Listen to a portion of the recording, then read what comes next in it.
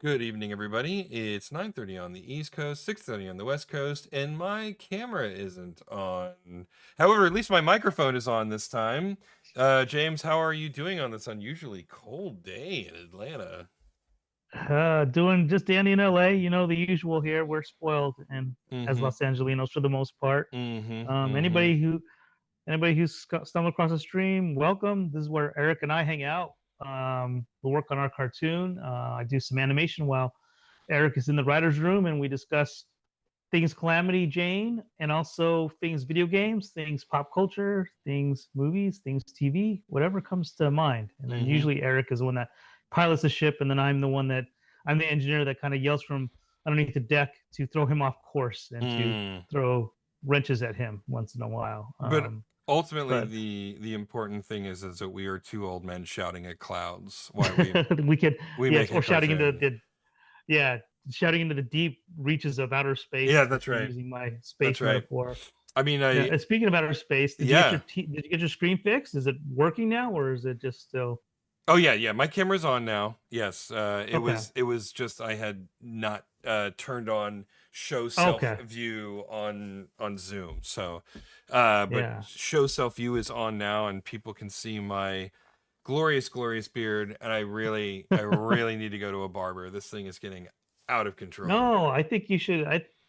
I mean, we're both beardies here, Yeah, but yeah, I yeah, think you yeah. should keep it. I think it's kind of got that experience Unhinged points kind wild of going man look. for it. Yeah, yeah. The hermit Yeah. I've been living in the woods for 10 years look. No, I don't know about that. No. But then again, I'm the wrong guy though because I have the same kind of look too. It's a Yeah, little bit yeah. less, but I mean, Anyways, I'm not gonna get it short. I just want to get it like, oh, intentional. Like that's shaped. the difference. Yeah, yeah, yeah, yeah. Oh, I see. I thought you were gonna like trim it and get all like, have that. Oh, I'll tell you, like, I'm gonna vent a little bit about Mass Effect, but when Okay. you could use Commander Shepard's beard, it wasn't a beard. It was like a 5 o'clock shadow, for Yeah, example, yeah, right? yeah, yeah, It yeah, wasn't a yeah. real beard, No, no, but no, no. yeah, I was The beard's not going anywhere. I okay. have like a triple shin that I need to hide. So Oh, yeah. Again, I the just need to look at harsh intentional. self-deprecation. Yes, yeah, I just need to Yeah. look intentional.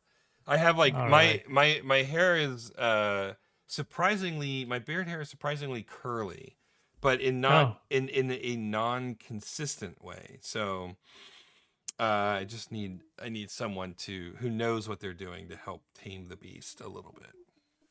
fair enough. Cool. But anyway, we're here. What are we working on tonight? What are you drawing? Let me see. I'll share screen. We'll go into that. And we last left off with Sally. I was working on her mouth pack. As you can see, she has a floating mouth pack here. But I'll be kind of working on just kind of continuing on with refining some stuff here with Sally for a little bit. I think she has another pose here. So Calamity takes the bowl of vittles, samples it. I want to work on this pose here for her. So a little bit more Sally stuff Mm-hmm. for the most part is what I'll be doing. And even here, I might even do her hooray pose for this little sequence as well. Nice. Since I'm already in Sally universe, I might as well kind of keep going with that for a little bit. But yeah, that's kind of the intention for tonight. Mm-hmm. Mm-hmm. And see what we get as we kind of hang out and chat about Very random cool. stuff. Sally is a character who's pretty interesting. She's gone through a lot of iterations. Mm-hmm. And you I please correct me if I'm wrong because it's been a while, but there was a particular direction that Sally was going initially, and I don't think either one of us, and this has sort of happened with Mitchell Winchester as well. Mm-hmm. There was an initial direction that I suggested and you were experimenting with that I don't think either one of us were particularly like excited about, right? Mm-hmm. Um, they were just sort of generic characters. Neither of them had a particularly Yeah. interesting silhouette. Yeah. Um, and you were like, I'm just gonna play around with this. I'm just gonna goof around with this. And you came back with Mitchell and the Yeah. unknown comic reference from the Gong Show, and I immediately loved it, and it made the character have a very distinct look. And I actually like went back and did rewrites on the script to Yeah. adapt to the new look of Mitchell that you did. And then although like I didn't really rewrite anything for Sally, um, her look and who she is, like this is a really great silhouette. Like you know, if you were to put Sally as she is now in a silhouette, you would know who this character is, right? Um, Hmm. and it is interesting to me how it's such this give and take, right?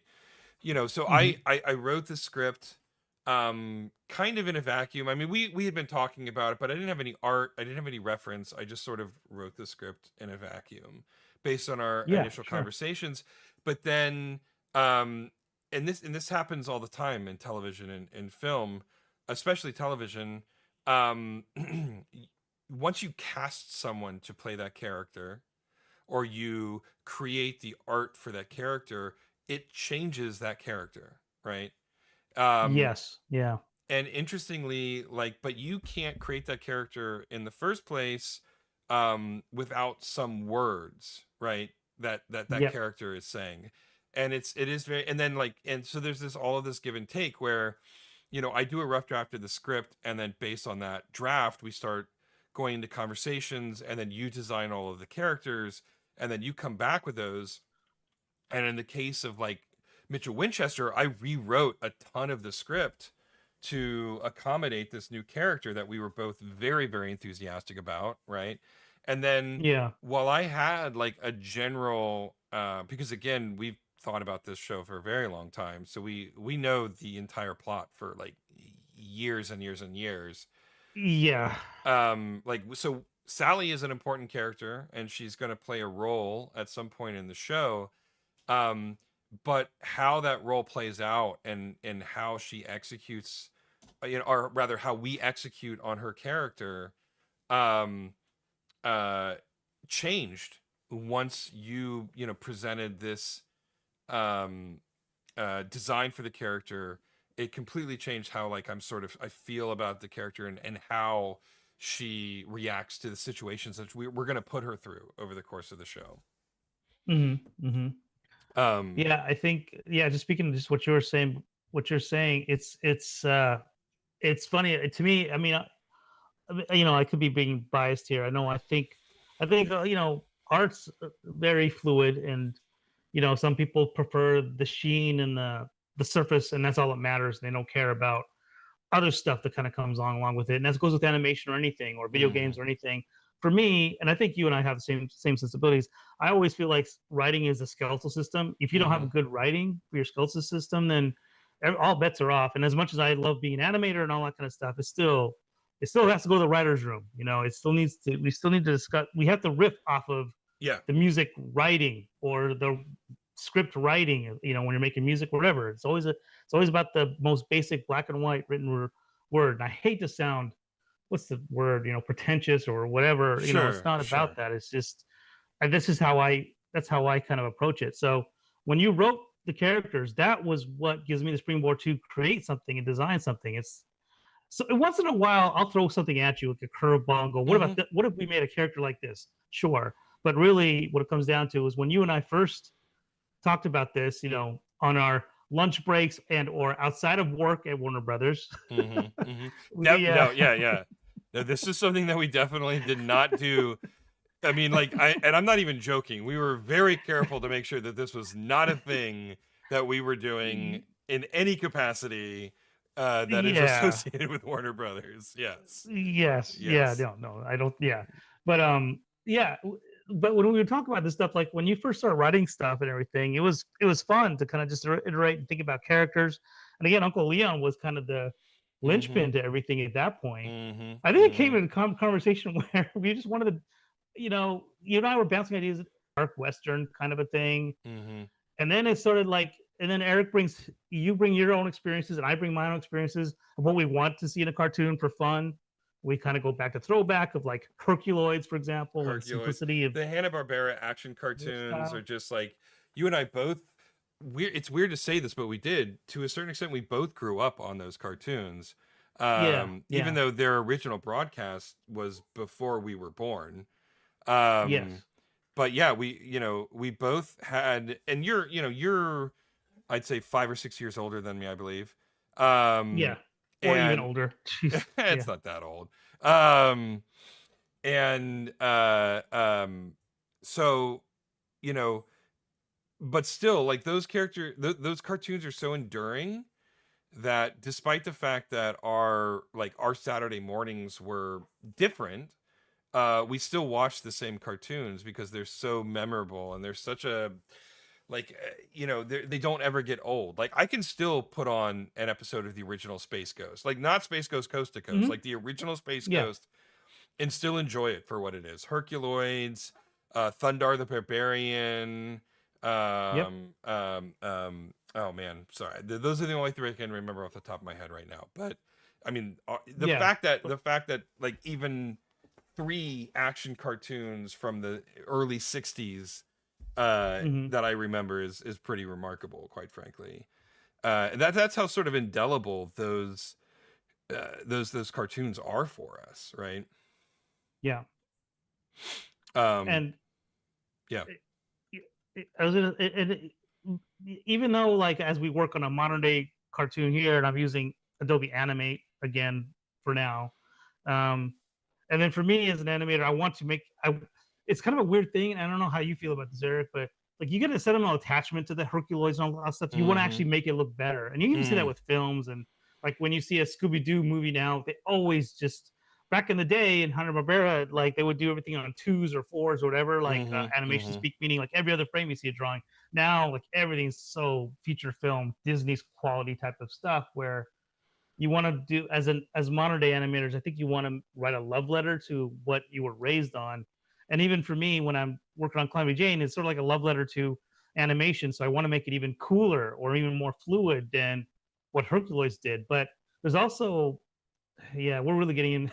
We're really getting into It's weird fine. hoity-toity talk. But That there's works. also beauty. Yeah, there's also beauty in the efficiency of how Hanna Barbera would do things on the cheap. Mm-hmm. That Mm-hmm. I mean, as much as that can be considered blasphemous, have an appreciation for it, especially with us as a pretty much a two-man crew creative team working on a cartoon these days. And you see the amount of credits that you see on Spider-Man into the Mm-hmm. Spider-Verse or whatever one that Miles is in. Mm-hmm. You see the amount of teams and work that goes into an animated film now, and then they're doing stuff on twos too, but it's so different. So it's almost like, at least for me, in the animation room, I'm trying to do things efficiently, but also I want to do a love letter too, and I'm sort of torn back and forth.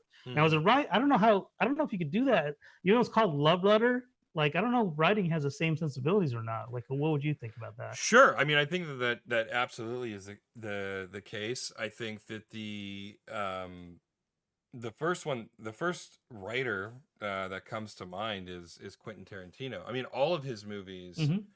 are a love letter to his youth. I mean, there isn't, and I think that some critics will fault him for this, that his voice is one of reverence for the past. Excuse me. Mm-hmm. Now Mm-hmm. it's not mimicry, it's not nostalgia. He's got a very like I mean you watch a Quentin Tarantino movie and you know it's a Quentin Tarantino movie, and people have been trying to mimic in my opinion unsuccessfully his style since he came onto the scene in 30 years ago, right?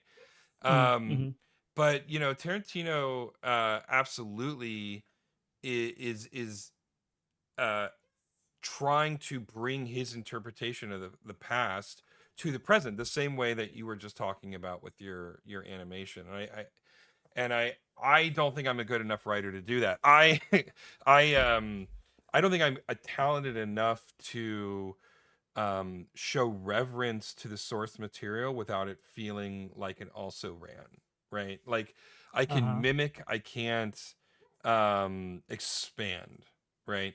That's Tarantino's great genius is he takes things that have already been established that are great and wonderful, and he's like, well, what if people kept going with this? Where would it go if they kept going down this road? And that's where he lives. Mm-hmm. I don't pretend to be um nearly as competent as he is in that regards. Mm-hmm. but what I am is a decent writer, and I know what I like, and I know what has influenced me, and so I write in my own voice, knowing that that voice has been influenced by things like Hanna-Barbera and Looney Tunes and westerns and coming of age stories and all of those things, all of the ingredients that goes into the sauce of Calamity Jane. um but it's more of an organic thing. It's less of a intentional thing, Hmm. than I think. Again, and I mean in this instance with Tarantino, I mean that intentional in with the utmost respect. The fact that he can live in that space without it feeling like cheap nostalgia or a retread is a testament to what a brilliant writer he is. Me, I just have to write what I feel in my heart and go with that, knowing that it was influenced by things like that, you know. So would And you say Quentin Tarantino is like the most influence you've had, or I mean, or maybe you've had so many other types of writers you don't even know about in your sense that it's kind of influencing how you write, I mean, I you know? think, yeah, there's no question, and I know it's silly to say this working on Calamity Jane, but yeah, there's no question that Tarantino has absolutely influenced the way I write. You know, I mean, again, 30 years ago, 95, I was 14 years old when I saw Pulp Fiction. So Hmm. to suffice it to say, that movie left an incredibly, um, and Tarantino was around before that, right? I mean, like he wrote True Romance, but Pulp Fiction was the first The one to put him movie. on the map. Well, Yeah. it not only did it put him on the map, but it was the first movie that was 100% his, right? You know, and Uh-huh. he co-wrote a Natural Born Killers as well, but it was Pulp Fiction that turned him into Tarantino, in my opinion. And seeing that Hmm. in '95, um, there are, even though like Pulp Fiction isn't even my favorite Tarantino movie now, um, but it probably had the most impact on me from a writing standpoint than any of his other films, even though, I feel like he's produced better movies than Pulp Fiction by this point. um but yeah, without a doubt, I mean, there's several writers that I would say are part of my DNA that have influenced the way I write. Whether or not I'm a good enough writer for that to be expressed, I think is up to the people who read my stuff or watch the stuff that I produce. But Tarantino's one of them. Neil Stevenson, the science fiction author, is another one. Let's It- let me go out. I'm gonna make some yeah. guesses while we're talking about this. Okay. What about Lynch? David Lynch as a director, yes. I Yeah. don't live in metaphor enough to really Okay. appreciate what he's doing. I while I love Lynch desperately, he's one of my favorite directors of all time. His stories exist way more in the space of metaphor, and I like Yeah. narrative too much. I like characters too much. I like a little bit more anchored in the traditional story structure than David Lynch as a Uh-huh. writer. Uh-huh. So, like, if Yeah. I were to sit down and direct something, I think it would be very much like Lynch. I don't think I do like a ton of dynamic camera movements. I think so. I mean, like, one of Lynch's big things as a director was that every frame of the movie should be a portrait or a painting, and it should say Yeah. something about that movie. Like, you should be Mm. able to take, you know, every frame of a 2 hour long movie at 24 frames a second and look at every frame, and it should feel like a work of art. Like, that was what his aspiration was, right? Okay. So next one. Yeah. What about Vince Gilligan? Vince Gilligan, 100%, absolutely 100% has influenced my It's writing. Yes. it's yeah. It's interesting. Yeah. Yeah. Okay. You Yeah. I know, had a feeling. I grew up with him, and while I didn't love. I mean, we've talked about this at great length. I didn't love Breaking Bad. I can't speak to Better Call Saul because I didn't watch it, but Man. Man. Yeah. his work on the X Files, absolutely, the cleverness of wit, the way he layered comedy in with other genres, right? He, the in terms of quirkiness, right? Like Hmm. I think that from the traditional Monster of the Week, traditional conspiracy episodes, I think there are other writers who did a better job of him, Hmm. like Frank Spotnitz and Chris Carter himself, and um, a few other people whose names are escaping me right now. But in terms of like adding the flavor and the color to the X Files, the thing that made the X Files great, the two writers who are typify that are Vince Gilligan and Darren Morgan, right? Um, and yes, Vince Gilligan in particular, but Darren Morgan especially, his wit um, is amongst the best in TV writing that I've ever known. For those who are uninitiated, uh, not that this would mean anything, it doesn't actually help anything, but he wrote for the X Files. He wrote Humbug, and he wrote Clyde Bruckman's Final Repose, and he wrote War of the Couphrasians, which was a weak episode, but even still was amazing. And he wrote Jose Chung's From Outer Space, and he wrote an episode of Millennium called Jose Chung's Doomsday Defense. And then with the X Files reboots, he wrote a couple more episodes, which are also great. Mulder and Scully meet the Wereman or the Were Creature, and then in the last season, the Lost Art of Forehead Sweat. And Hmm. every single one of his episodes, for me, split the split the difference perfectly between like just plain great television and subtext, like, you know, being able to just watch a movie or watch an hour of television and think this is a great hour of television, but then listening to the words that he's saying in the episode, and what they mean underneath the surface is sort of like, I don't know. Vince Gilligan and Darren Morgan in terms of TV writing affected me probably more than Tarantino ever could, frankly. Hmm. Hmm. Yeah, but I mean, like Yeah, I this. mean, Yeah, go ahead. I was gonna say, like, at least for Calamity Jane, I know it's just us, and just reading the scripts and stuff like that. To me, it feels like I get a lot more Vince Gilligan out of the Mm, scripts if I was to pick anybody. But again, I'm not really a writer, but I can tell you from just pop culture viewing and stuff like that. Like, yeah. I feel like some of the humor comes from that more than Well, anything. But also your own, but it's also your own spin too. I can't really say, yeah. you're a Vince Gilligan clone or anything.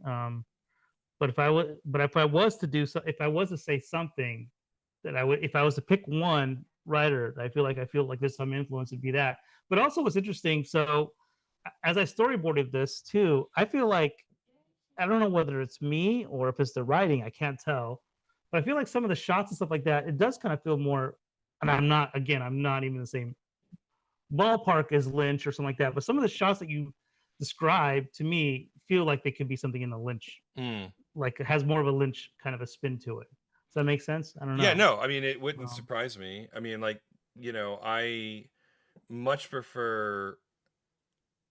I'm not huge on like dramatic camera movements for the sake of camera movement, right? And mhm, so mhm. the shots I try to compose uh in the script, and we're doing that because it's us, we're making it. Now, generally speaking, if you're just writing a spec screenplay, you wouldn't dare to try to imply how the director should compose the camera or the cinematographer compose the Sure, camera. But sure. because it's just us, I want to help inform how I think the layout should be. And so I do put a lot of that kind of, here's how I feel it should be framed in the scripts. But yeah, I mean, like all of the shots that I describe are very much like, I don't describe a shot in the script if I don't think it's important for it to be shot and it, or drawn in a particular way. And a lot of that comes from Lynch, right? And Hmm. Lynch isn't the only director who feels that way, but he certainly is the one who impacted me the most. Where if you're making a movie, then every single frame of that movie should be important, because if not, why aren't you writing a short story, right? Why aren't you writing a novel? Why aren't you doing something else, right? Like, if you're Mhm. going to utilize a particular medium to express your creative outlet, then you should utilize that medium to the fullest. And Yeah. you have 24 frames a second for 90 minutes to 2 hours. Well, every single one of those frames should mean something then, right? Um, and so yeah, like so I try to, every sort of shot that I provide you, I feel like I I wrote that with the intention of expressing something through the camera that isn't said in dialogue, right? Hmm. Sort of the Yeah. classic And show don't tell.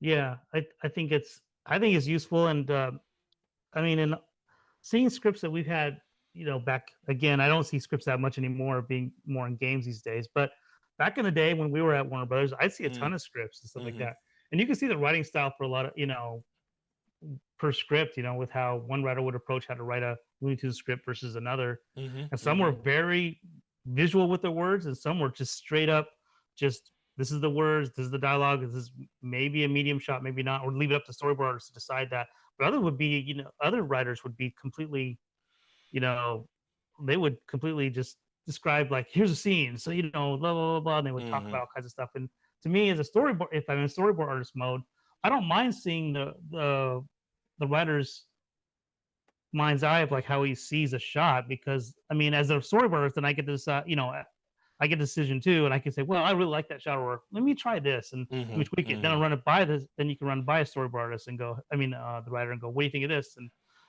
writers are really chill, at least the ones that I've met. Sure, They sure. are always open to, you know, they're always open to Yeah, interpretation and stuff. I mean, because after all, it is just a written word. But right, exactly. yeah, And like you said, yeah, it's a skeleton, it's not a Bible. And I think that hmm, that's where people get hung up when they're writing stuff is um scripts are fundamentally important to whatever you're producing because they are the skeleton. Like you can have as many meats and as much meat and organs and skin as you want. If there's no skeleton to help support it, then it's just going to be a mess on the floor, right? yeah, But hmm, unless you're producing and directing and shooting the thing that you wrote, um, then you can't be precious about it. You have to know, um, uh, you have to appreciate that there are other people who are going to look at yeah, this and go, oh, well, this is a great idea. Here's how I can expand on it, right? hmm, And I think that that's what we do a lot is again, I wrote a rough draft of the script and you came back and you had ideas and it went through several iterations and then you started developing these characters and then that impacted me and influenced me as well. And then I did a few in some cases pretty significant rewrites based on the character yeah, designs you were coming up with and conversations that we had. And we have the luxury of doing it because we're doing it at our own pace, so um we can iterate as much as we want, right? And so we have that freedom. But um even still, when I wrote the original draft, it was not with the intention of like, this is Bible, you must do exactly what I wrote. I feel like the anything that we produced would be less than what we're creating if I had been so myopic in my perspective. but at the same time, what's great is passion is always nice too. I don't even know if you remember this or not, but when you wrote the first script Hmm. for Calamity Jane, well, actually, for uh, Chaos Yeah, Chaos Chameleon, Chameleon. uh, Yeah, yeah, yeah. Years yeah, ago. you even did a little thumbnails on the side of your script, which was Hmm. great for me as a Hmm. storyboard artist, because then I could look at it and go, well, that's a really cool shot, like what he come up with there. I mean, so it's always kind of, again, you and I kind of iterate off each other anyway, but I always welcome that kind of stuff. I think it's great to have enthusiasm, like I definitely fed off of your enthusiasm early on, Hmm. because I'm a lazy animator, because most of the animators, uh, popular, we like to be lazy. Sure, sure, Okay, I'm sure, sure, speaking for sure. all animators all across. Yeah, yeah. Yeah, You're no, just at least I generalizing. am. It's not a Yeah. generalization. It's just fact. All animators are lazy. Yeah, I was like, Um, okay, yeah, I got to get off my butt. I got to actually do the storyboard. Oh, this is a really cool little set of thumbnails, that right, kind of thing. right. It Yeah, was great. yeah. but you definitely weren't myopic about it. But you were just like you. It was clear to me that you really could see the abstract of the visual, abstract visualization of the script, and it was neat to see that because then it kind of fed me a lot, in Okay. a way Well, I'm for the glad. first one. I'm And glad it, we. Yeah. and one of Go these ahead. days we should revisit it and pick up where your little scrawlings are for the first episode, Yeah. I and mean, then kind of compare it to what our final thing is. I'm certain that that lives somewhere in my archives. I mean, I've got stuff on my backups that go back 20 years, so I'm certain that those original storyboards, I guess such that they are layouts at the very least, they probably live Yeah, somewhere. I'm sure I can find them. But I yeah, mean, and I know I think I have the physical copies of them because I mean okay, you printed them out, yeah, and then you hand to me one day. So I have them physically someplace, but if okay. hopefully you have them digitally and you scan them. I don't know if you do or not though, I but probably, I mean, maybe um, I'm not gonna guarantee it. Like, but they probably live somewhere. I mean, in the very very very early days, we were thinking about doing this as a comic book, not as a mm-hmm, piece of yeah. animation. And I do remember that I did do a lot of comic page layouts for you, like even before Is we that what had it a was? final Maybe, script. yeah, maybe that's what it was. Maybe it was comic book layout stuff. I come to think of it, yeah, because the cartoon was. You're right. The cartoon kind of evolved later, Mm-hmm. right? Mm-hmm. Yeah, that's Mm-hmm. right. And we even have this is before Steve Jobs decided to kill Flash, but Yeah. we did have a comic book form of Chaos Chameleon Yeah. We did back like then. an Yeah, experiment where you took the first, I'd say, 2 pages of my script and then did yeah, a few pages of comics, but it was digital, but you had like a flash plugin that allowed you to turn the mm-hmm, pages like a comic book. yeah, yeah. And that was quite cool. And for the longest time I had that on my professional portfolio. Oh uh man, that's cool, huh? Yeah, yeah, and that's awesome. I bet it doesn't even exist anymore. Oh, But I did have it for a long time. yeah. I know. I'm making a lot of enemies tonight. Like animators probably hate me for saying that we're all lazy, and I shouldn't speak for all of them. Definitely not. But Sure, also sure, saying sure, that sure. Steve Jobs killed Flash. But I think if you're a Flash animator, you agree with me. I don't know. I can't see how you not agree with me on that. So I do want to speak for all Flash animators for that. I will always vilify Steve Jobs for that. And there's plenty of Apple fan people out there that will go, "What? Nothing Steve Jobs says is terrible. Mhm. He's always right." And Sure, as we sure, sure. Isn't have to it speak, lovely to be a part of reference. a cult? Yeah. Yeah, but I don't know. That's always how I feel about that. Is Steve Jobs kind of killed off Flash slowly Mm. over a few years, and then Adobe had to abandon ship. If you recall, even YouTube was using Flash-based players, when it first started, Yeah. and then Yeah, they it had to move was. on Yeah. Yeah.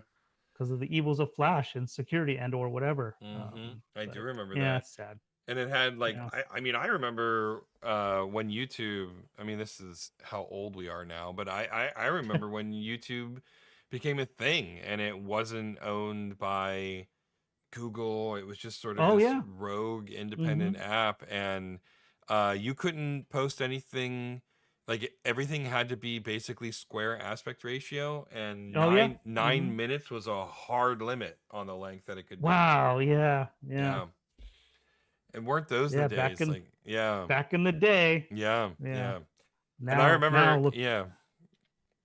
Yeah. Sorry. Go ahead. Oh no, I remember being in computer lab at DigiPen, and someone came in and was like, "Hey guys, there's a site, youtube.com. You should check this out." And I looked at it, I'm like, "Why would anybody want to watch anything on this?" If it just goes to Boy, were show, you wrong. yeah, what a futurist I am. And here we are on the platform, hanging Yeah, out and doing yeah, yeah, yeah, whatever. yeah, yeah. Yeah. 20 some odd, 25 some odd years later. Yeah. That's Yeah. crazy.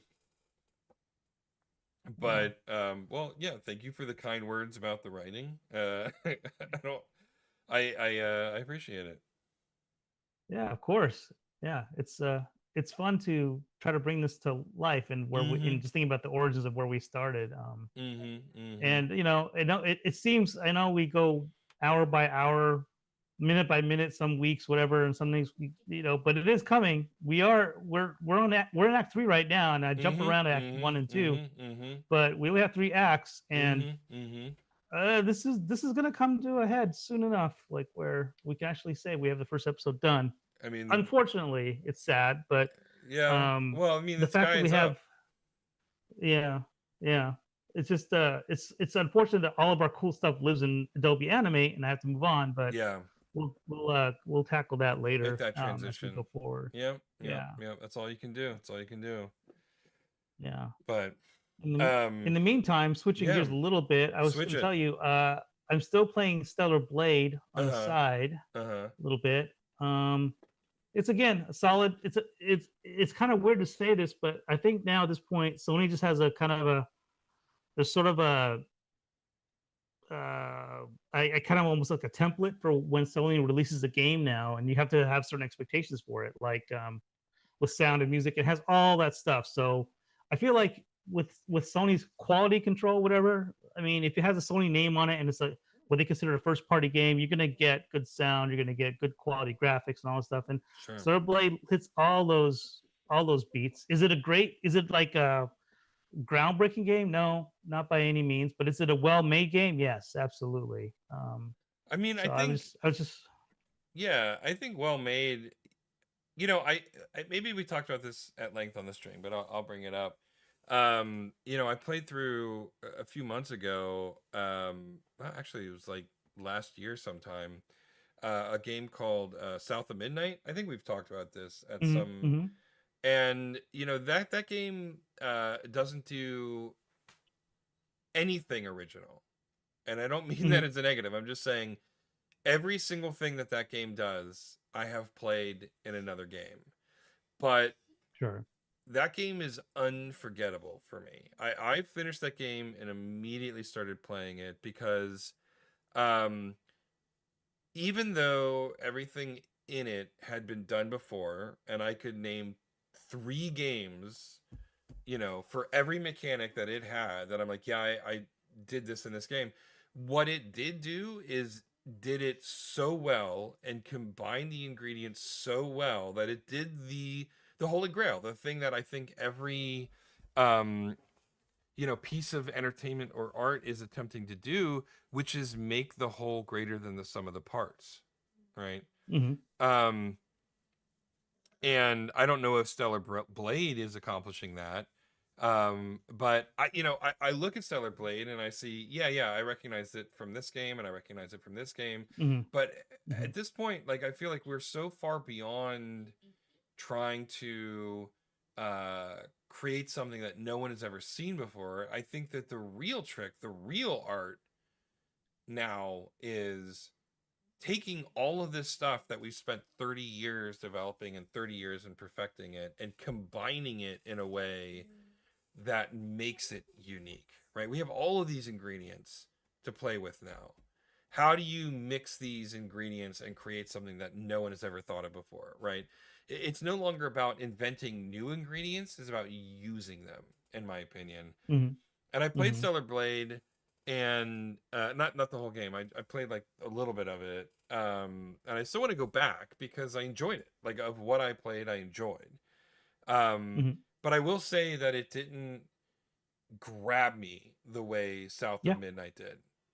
Like, Okay. grabbed me and just like held on to the point where I still, like, I keep it installed on my PC and Steam Deck because I know I'm gonna go back and play it before too long. Mm-hmm.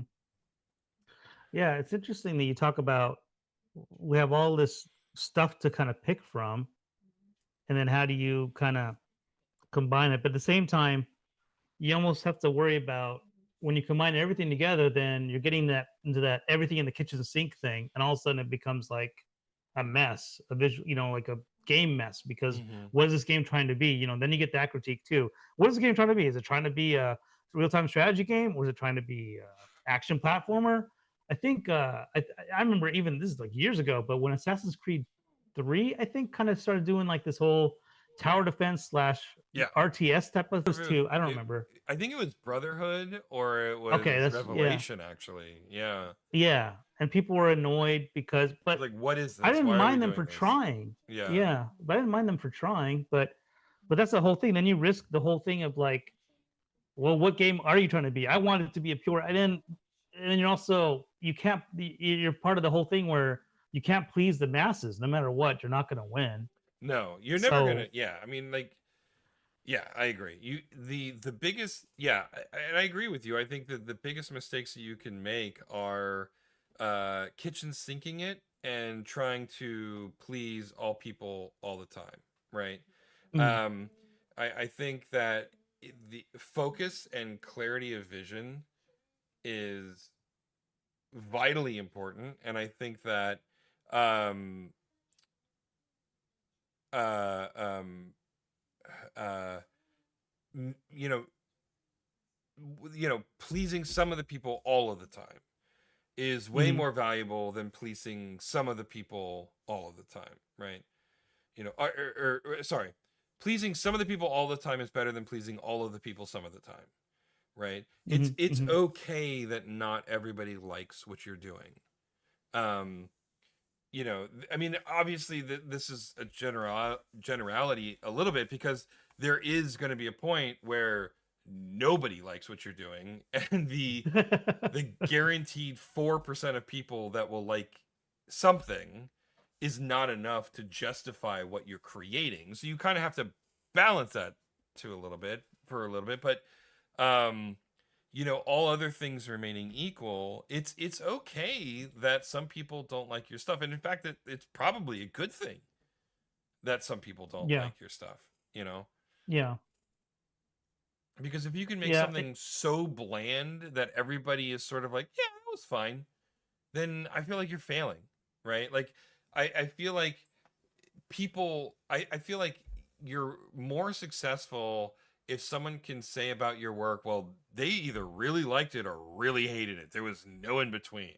Like, that's success, yeah, right? yeah. That is because you get a visceral reaction. Mm-hmm. Unless you're like, we're jumping around a little bit here, but if you go back to movies and you make a terrible movie, well, yeah, you're not gonna get the accolades or the fan response you want. But I don't know. There's a subtle difference between having a react, having polar opposites of reacting to your game because you are getting some positive feedback versus a terrible B movie, I guess.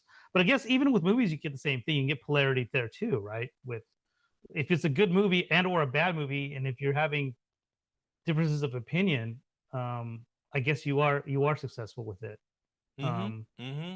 Yeah, I mean, I think that for any um entertainment or artistic media space, the worst thing that you can have the consensus be among the audience is, yeah, that was fine.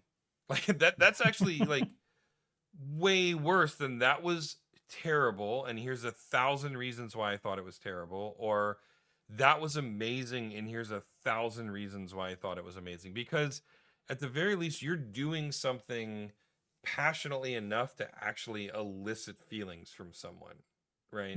yeah, yeah, um and so, yeah, I mean, like, I don't know, and again, we're speaking in broad generalities here. I mean, sure, I'm certain that you can find, we live in the realm of hypocrisy, you and I. yeah. I mean, I We don't want love to it. speak with you, but I mean, I No, I, definitely, I, yeah, we. uh, I'm completely second guessing myself all the time. yeah. Um, but I think, yeah, as a general rule, um, eliciting a feeling from someone, whether it's good or bad, is more valuable than everybody going, okay, you know.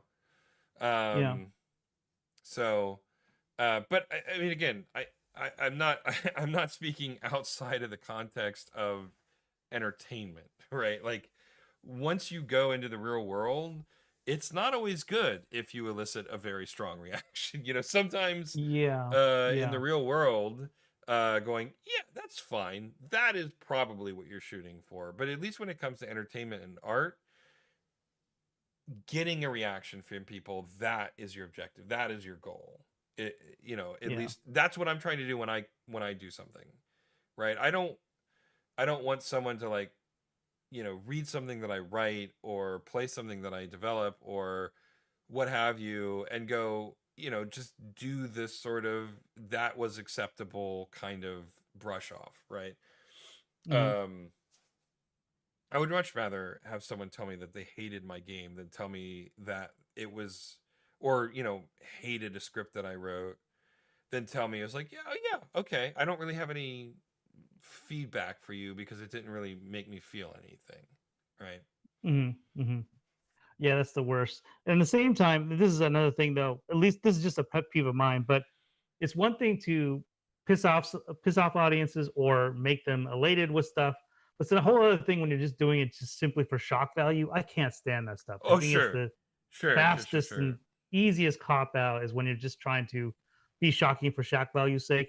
I mean, I guess there's a time and place for that for people that just don't want to have anything that's actually more than that surface level stuff.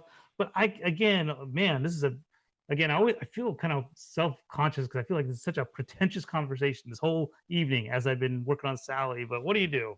What do you Here we do? are. Yeah, yeah. Yeah. I mean, like, I think I It's- I feel like that there is I feel like we've said this in some form or another in previous streams that the desire to be an artist necessarily means that at some level you're a narcissist, right? Like, if you no one why would you create art if you didn't want someone else to see it? And yeah, why would yeah. you want someone else to see it if you didn't think you had something valuable to show, right? So uh here's the counter to this. I think we have talked about this, and I can't remember mhm. if it my I agree with you for like 80% of that, but there's also a point where you simply want to do it just to see if you can do it for yourself. Um, Sure. and even if you don't share it with anybody, the victory is still a personal thing where you've overcome some sort of mental challenge in your own brain to do it, and that's enough. Is you are your own audience now. Whether that's construed as narcissism or not, I don't know. Or building your self esteem, I don't know. That could be something else. It's a whole other thing. But Yeah, in generally speaking, yes. I mean, with your art, you need an audience. You need somebody to read your writing. You need yeah, somebody to look at yeah, your art. Yeah. yeah. I mean, I don't the stuff that I write, I don't want to keep to myself, I mean, Hmm. I write it for myself, but I want other people to read it and I want other people to like it. Hmm. um there is a desire there. So um whether or not I have enough talent to produce something that people like, well, I've had some success there, and there's always room for improvement. Um, but I wouldn't have done any of that I have produced if I didn't want people to see it. 100%. And you're Hmm. right. There is value in doing something completely for yourself. Um, to see if you can do it. But the second you put it in the public sphere and Yeah. invite commentary on it, that is the moment when it's not about you anymore. That is the moment Mhm. when I mean, it Yeah. is always about you, but it's no longer the moment where this is something that is just for you, right? Yeah. Yeah. Absolutely. Yeah. Man, we kind of we kind of ran the whole gauntlet tonight about all kinds of process and video games and philosophy, Yeah. all Well, within. this is why I don't do show notes. Every once in a while, you get an existential philosophical conversation on the nature of art. Yeah, but with all that said, I'm in a pretty good spot for tonight to call it Perfect. good. We got Sally. We got all the poses done for the most part that I wanted. Where she goes, "Yay!" It's her yay pose. Can Hmm. still animate that later.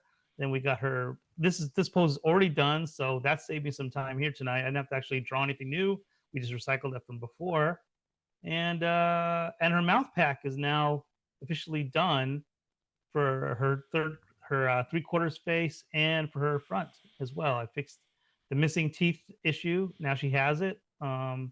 So we're in good shape for tonight. Oh, I got to put a missing gap here. Oh yeah. Okay, fine. Okay. I was off by And there's always 99.5% bugs. done. Yeah, Yeah, there's yeah, always bugs in the system. yeah. Okay, well that's good. We can call it there. You know, why not anybody who's watching this at any point in the known history of the universe, head on over to calamityjane.rocks, and that'll take you to our Patreon site. And please consider joining us on this adventure to make this cartoon a reality. Um, and then we're also on Facebook, Instagram, and YouTube, all the things. Just search for Calamity Jane Salamander, and it'll take you to what you're looking for, and you can watch us there. In the meantime, we'll be back. Maybe not next week. I'm actually flying. Yeah, I will not be here next week. I am flying out to Washington for work. So we'll not be here next week, but we'll be back the week after that. So stay tuned for it. And until then, have a good night, everybody. Stay safe out there. Good night.